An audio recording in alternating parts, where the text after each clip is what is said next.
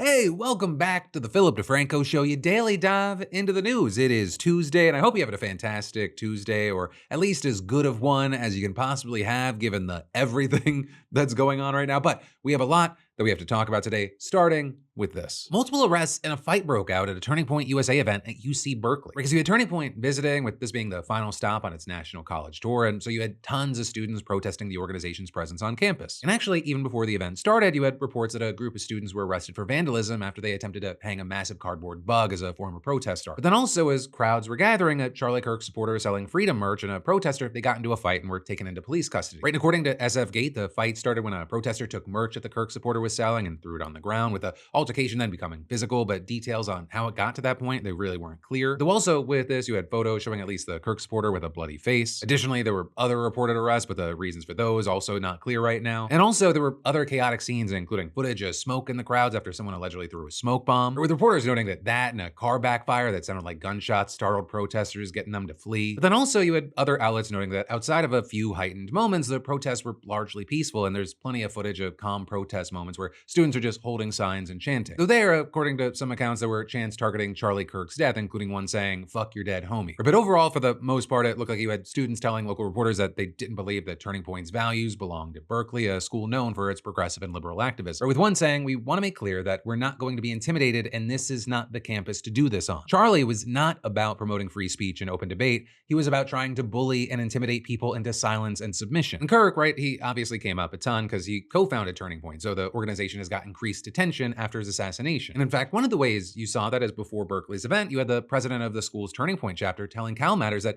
that chapter has grown since Kirk's death. We're saying that the meetings usually had around 30 people, but this semester's smallest meeting at 60, so double that amount, and over 100 attended the vigil for Kirk. With all that said, with this being the end of the national tour, it will be interesting to see how much Kirk's name continues to be used moving forward. Right, because while you had things like just about a week ago before the elections, people saying get out there and vote for Charlie, this being pushed by right-wingers, it feels like the majority of the conversation being had around him now is kind of one of two things. One, it appears to be heavily connected to a lot of Republican infighting, like you had Candace Owens the other day, like showing more of her texts because people said that they were faked. And then two, there's just like a section of the internet that is like Kirkifying memes, or where they're like just putting Charlie Kirk's face on people in videos. But also going back to and regarding the Candace Owens of it all, Turning Point itself is getting caught in the crossfires because, you know, as she's been covering Kirk's killing, right, trying to uncover what she says are the truths behind it, she's been saying things like, yesterday, I don't know why, but I feel like a lot of these people that are panicking about us investigating Charlie's murder are going to wind up named in the contractor LLCs that Turning Point's money was evaporated into. She also has gotten a ton of attention for sharing texts that Kirk allegedly sent her where he said that he felt like he might be killed, as well as other texts where Kirk appears to be talking about Ben Shapiro, painting Shapiro as jealous of them, and even saying to Candace, he views you as my slave. Though there, you've had many questioning the legitimacy of those texts, asking why she'd still have texts from 2018 on her phone, saying this looks like an inconsistency in the formatting and layout. But Candace has defended herself, and when asked why she still had these messages, she wrote, the point was that Ben tried to prevent Charlie from coming up, so the messages have to be from when Charlie was relatively unknown and coming up. Duh, why would I lie about this and not expect to get caught? And then last night, she continued to defend herself on her podcast, showing herself pulling up messages on her phone and adding, here we go, guys. Just to show you this, just looked it up on my phone. These are not made up text messages. You probably want to see the date here. You can see the time sliding. These are just real. Like, what an absolute nonsense to think that I would make up text messages. It's with that you had some saying, hey, she's proving herself here, I believe her, though others still distrustful of Candace Owens. In there, you had some pointing to an interview that she did with CNN recently where they pressed her on her conspiracies about Kirk's death. But for now, we still have to wait to see how this plays out, both in if we get more information, as well as just what happens with all the Republican infighting we've seen around this. But then, next up in the news, the Chuck Schumer problem has been just getting worse and worse for months now, but really it hit a special point this week, because while the Dems managed to pull themselves together and they had a victory last week, they're falling apart again. Because the Senate, they passed the funding bill last night thanks to 7 Democrats and an independent who caved and joined Republicans, teeing up for the House to vote on it no sooner than tomorrow. The ayes are 60, the nays are 40. The bill as amended is passed. And it's really hard to express how much of a letdown this has been for so much of the party. Because again, just last Tuesday, you had progressives and moderates seemingly united. Everyone was excited, some describing it as the most hopeful moment the Democrats have had since Kamala took the reins from Joe Biden last year. Right, there was that initial, oh my God, is this change energy? And then it kind of just deflated. Right, and the person who's gonna suffer most in this situation isn't actually one of the millions of people whose health insurance premiums are about to spike thanks to Republicans, but Jon Stewart, whose brain simply broke last night. I can't believe it. You cannot believe it. I cannot believe it. Right, and while there's broad agreement that the 8 from the Dem caucus who joined Republicans are chiefly to blame here, you had Stewart and other late-night hosts really taking aim at the man they believe let it all happen. We will not give up this fight. But that's what you're doing. You're giving up the fight. You can't wave a white flag in one hand that says, I give up, while in the other hand waving a smaller white flag that says, until next time. I mean, it is incredible at his age that Chuck Schumer is still able to bend over so far.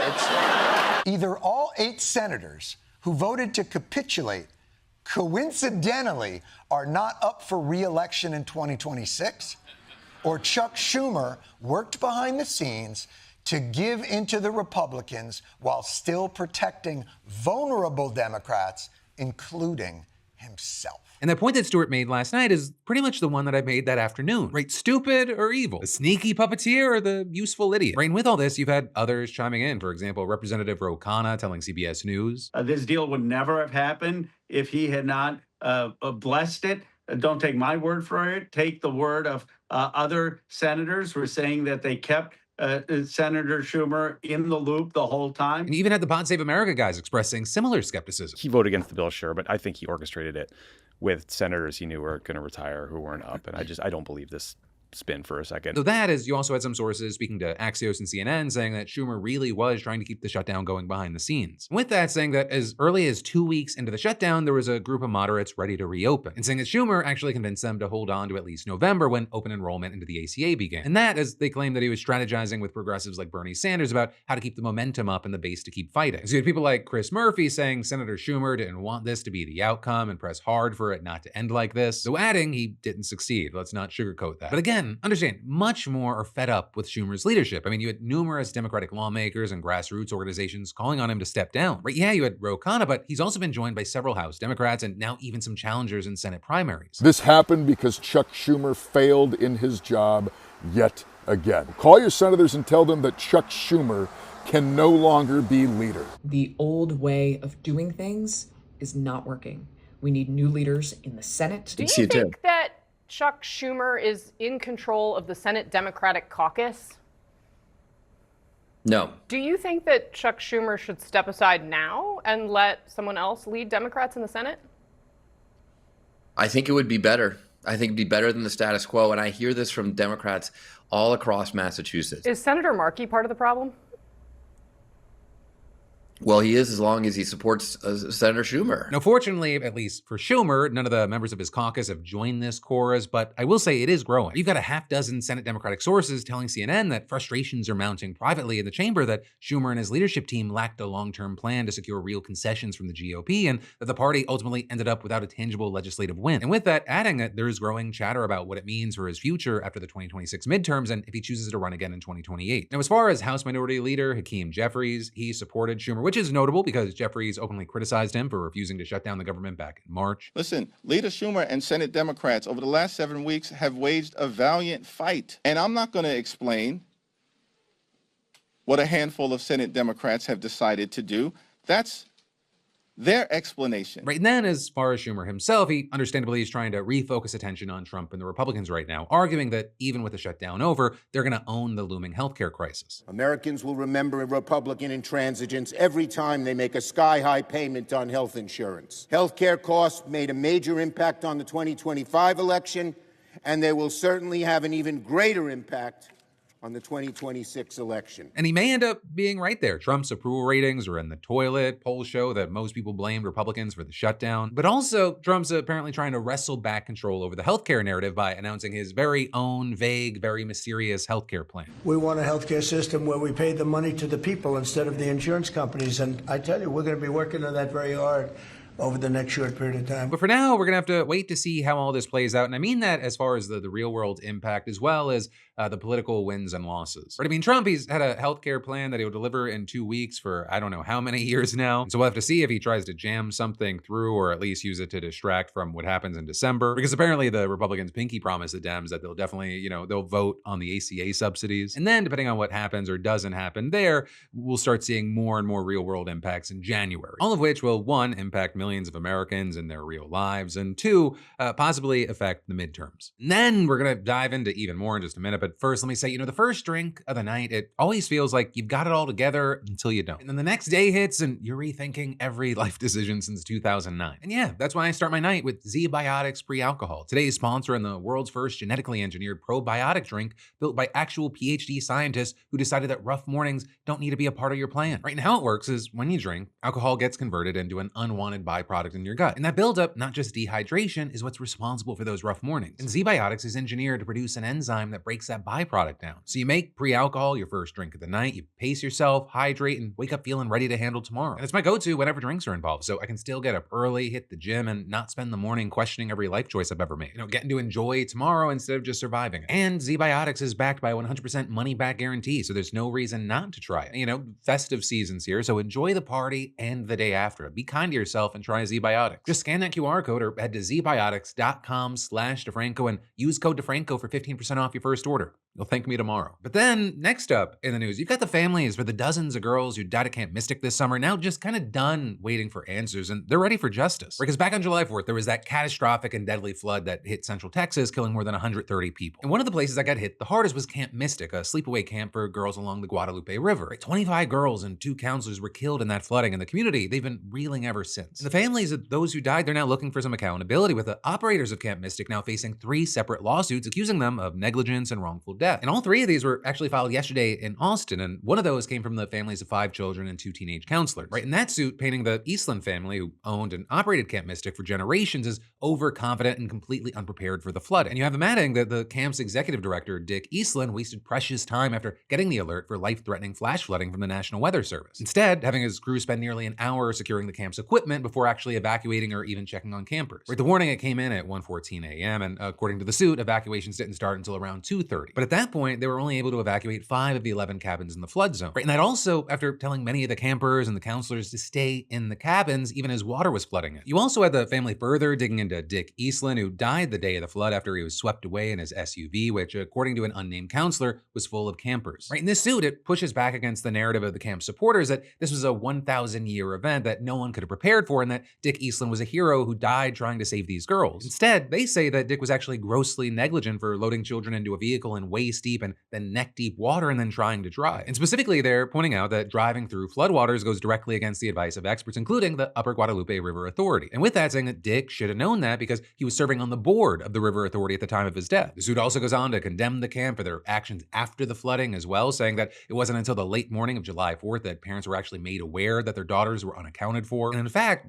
by that point, some of the girls' bodies were already being found. But of course, even more than just the day of stuff, the families accused the camp of not having safety plans in place and even housing girls in cabins that they knew were flood risks. Right? Because back in 2011, you had FEMA determining that most of Camp Mystic is within a 100-year flood zone, meaning that there was a 1% chance in any given year that it would be flooded. But then, according to the suit, the Eastland successfully challenged the agency's maps, which would have designated the area of the camp as high risk. With the suit reading, these young girls died because a for-profit camp put profit over safety. And with that, they're seeking at least $1 million in damages, but also, again, that's not the only one we need to talk about today, right? Because there was also a suit filed by the family of Eloise Peck, another Camp Mystic camper who died in the flood. And that lawsuit alleges that Camp Mystic is known since the 1930s, that the cabins that they used to house campers, quote, sat in the bullseye of potential floodwaters from the Guadalupe River. And adding that since then, they have, quote, continued to play Russian roulette with the lives of little girls. And in the third lawsuit, it focused heavily on the alleged prioritization of equipment over the lives of campers, but they also said that there should have been existing safety plans. Right, saying that they should have trained staff and educated campers on what they would need to do in the case of an emergency. In these lawsuits, they come as Camp Mystic is facing renewed outrage over their announced plans to reopen next summer. Though notably, with that, it is on a nearby site, not the one where nearly 30 people died. But that little caveat, it hasn't eased the anger for these families, especially considering that one of the campers' bodies is still unaccounted for. I mean, even Texas lawmakers were caught off guard with the camp's decision to reopen, with the lieutenant governor saying, "I was shocked to see Camp Mystic begin signing up campers for next year with so many questions unanswered about what happened that fateful morning." As far as their response to these lawsuits, you had the attorney for the camp saying that they empathize with the families, but they disagree with, quote, several accusations and misinformation in the legal filings, and adding, "We intend to demonstrate and prove that this sudden surge of floodwaters far exceeded any previous flood in the area by several magnitudes, that it was unexpected, and that no adequate warning systems existed in the area." But then next up in the news today, let's talk about this Shay Mitchell skincare for kids controversy. Because Shay Mitchell is an actress and influencer, and she's facing a ton of backlash right now for her new brand, Rini, that sells skincare products for kids. Right, and currently all the items on the site, they're very various face masks, and the listings say that they're for kids as young as 4 years old. Though that also, as there have been multiple reports saying that the descriptions previously said for kids as young as 3. In the marketing, it's clearly meant to target kids that young. You have images on the site showing little kids, essentially toddlers with masks on. You know, some of the masks there are even meant to look like animal faces, including a dog, a panda, a unicorn. And in a video announcing the line, you had Shay saying that she came up with this because she has 2 young kids who are always curious and interested when they see her doing her skincare routines. But I tried to find her a sheet mask online, and the ingredients in these masks are crazy. They're actually shouldn't be used for kids at all. And then the same was true for all of the makeup. Shay also writing that kids are naturally curious, and instead of ignoring that, we can embrace it. And with safe, gentle products parents can trust and sweet moments that bring us closer. But the response, I mean, it's been overwhelmingly negative. And when Shay announced the brand to her 35 million followers, you had people calling the line disappointing and dystopian. Right? And that is, others wrote things like teaching young girls from a very sensitive age that they need things to be and feel prettier, like they are not enough, is disturbing. Do better. And just because they want to do what mommy does doesn't mean they should. Right? And with the Rini brand also having its own social pages, the outrage has been over there as well. People adding like kids be kids, like just why is this needed? And stop targeting children. Is this even legal? Saying no child that age should have the burden of a beauty routine. Now, for her part, Shay did previously say that the brand isn't about beauty, it's about self-care, about teaching our kids that taking care of themselves can be fun, gentle, and safe. But at least based off of the comments, that is not the message that people are getting from this. And among those, you even have dermatologists arguing that at best, these products are just not necessary. Because as far as, you know, what's in these masks, they're hypoallergenic, vegan, and fragrance-free. And depending on which one you buy, it has things like aloe vera, vitamins B12 and E, and more. But with that, you've got dermatologists speaking out, including one who talked to the Today Show saying that kids' skin is already balanced on its own and already very healthy and resilient. So, you know, while aloe vera might be good after sun exposure, all these vitamins are just not needed or really proven to do much for them, especially when applied topically. With her adding, if we're already potentially pushing the agenda that kids' skin needs to be fixed, then we're potentially highlighting imperfections for kids at a really young age. It's kind of blurring the lines of self-care and promoting this idea that their skin is not already perfect. But also, you know, with this, the backlash has not been universal. You've also had some people who think that the backlash here is overblown. It's no different from letting your kids play with nail polish or kids' makeup set. And then with all that, some noting that amid the Sephora kids craze, other brands are actually making similar products to these. With some questioning why Shay has become kind of the face for this when she's not the first person to sell kids-focused skincare. And so with all this, like everything that we cover on this show, I definitely would love to know your opinion, but especially with this one, if you are a parent, I'd love to know your thoughts. But the next step from that today, you know, Trump's decision to attack alleged drug ships in the Caribbean, it may have just done irreparable harm to its relationship with America's closest ally, the United Kingdom. Because according to reports, the UK decided it wasn't going to share information about the Caribbean with the US over fears that Trump's attacks on alleged drug ships were illegal. And that's actually a big deal because the UK, it's a major player in the Caribbean when it comes to intel. They still have territories that house intelligence bases, and they've helped the US for years track down drug ships for the US Coast Guard to intercept. But now, after the US started blowing up ships and killing 76 people so far, you have the UK concerned that that intel could then lead to preventable deaths, especially as there are growing concerns and accusations that at least some of the ships being attacked aren't drug ships at all. And of course, that's without mentioning that even if they were drug smuggling operations, international law doesn't give the US carte blanche to just blow them up and kill people. Something that's led to the UN's human rights chief, Volker Turk, claiming that these were extrajudicial killings and they violate international law. Though possibly even more concerning for the US is that these attacks appear to be pushing away more than just the UK, or possibly our second biggest ally is Canada, and they've also stopped helping the United States intercept smuggling operations in the Caribbean over concerns that they'd be complicit in the attacks. Now that said, they're still sharing intelligence with the US, but they say that the intel isn't supposed to be used to attack ships, although it remains to be seen whether that demand is actually being respected. And then I've got even more for you in just a minute, but let me say first, 17 million people just found out the hard way what data breach really means. With the peer-to-peer lending platform Prosper, they got hacked, exposing names, contact information, and loan records for over 17 million users. And that's not just leaked emails, that's your financial life sitting in a hacker's hard drive. And that is just one of the reasons why today's sponsor Incogni exists, right? To get your personal data out of the hands of data brokers and databases that bad actors love to target. You see, Incogni, they reach out to those companies, they demand they delete your information, and they keep doing it automatically so your data stays gone. Now, with their new custom removal feature, you can point to any shady site showing your information, and Incogni's privacy team will handle it for you. These data brokers, they store everything from addresses and family connections to spending habits and job history,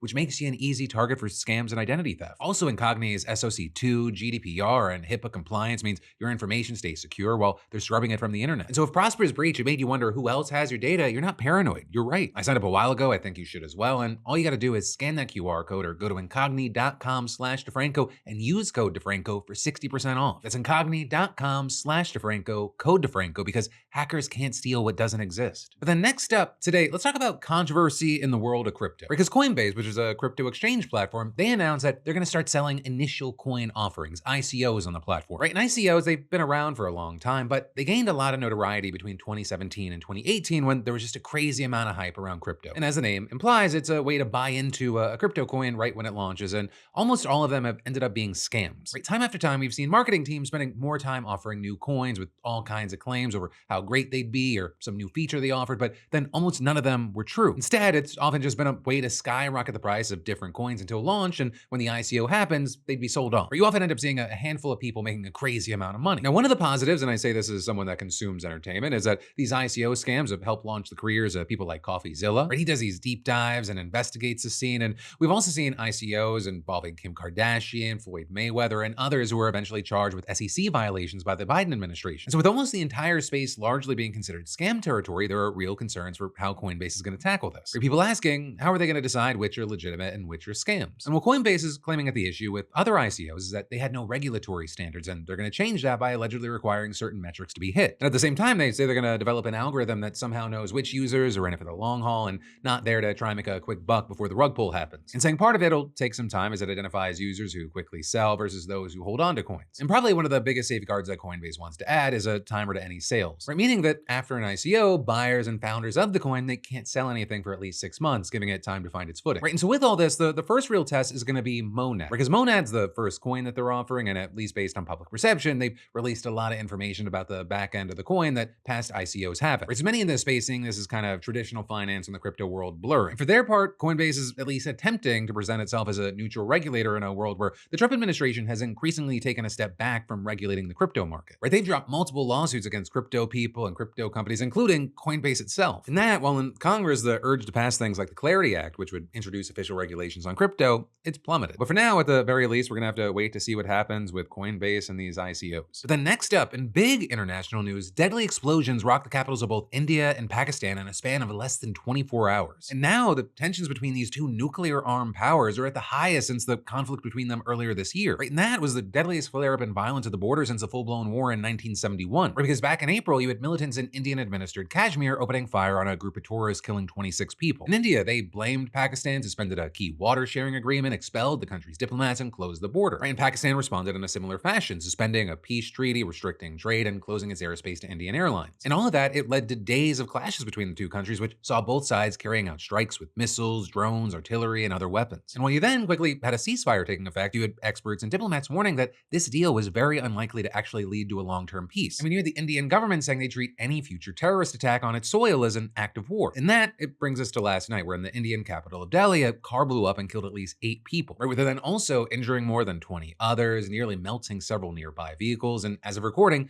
no one's taken responsibility for the explosion. And the government, they've avoided throwing accusations around, but the blast is being investigated as a potential act of terror. And then with that, you had Prime Minister Modi promising to punish the conspirators behind this incident and saying they will not be spared, and adding all those responsible will be brought to justice. Right? And with that, you had a major Indian media outlet reporting that authorities have linked the blast to a Pakistan-based terrorist group. And notably, with that, just hours before the blast, you had the Indian government saying that it had busted an interstate and transnational terror module with ties to that very same group. You had law enforcement claiming they had made over half a dozen arrests, confiscated several weapons, and seized more than 6,000 pounds of material that could be used to make bombs. And so you had people like the SOAS South Asia Institute in London arguing that all of this, it may give India what it needs to take action against Pakistan again, saying there is appetite for another conflict despite the qualified success of the previous campaign. And adding, for a large chunk of the public, that campaign was a resounding success. Now, with all that said, as far as on the other side, you have Pakistan already blaming India for the attack by a suicide bomber today, which killed at least 12 people and injured 27 others. Right? And that attacker appeared to be targeting a courthouse in the capital of Islamabad, but detonated the explosive outside when they couldn't get in. And there, you've got an offshoot of a group known as the Pakistani Taliban, or the TTP,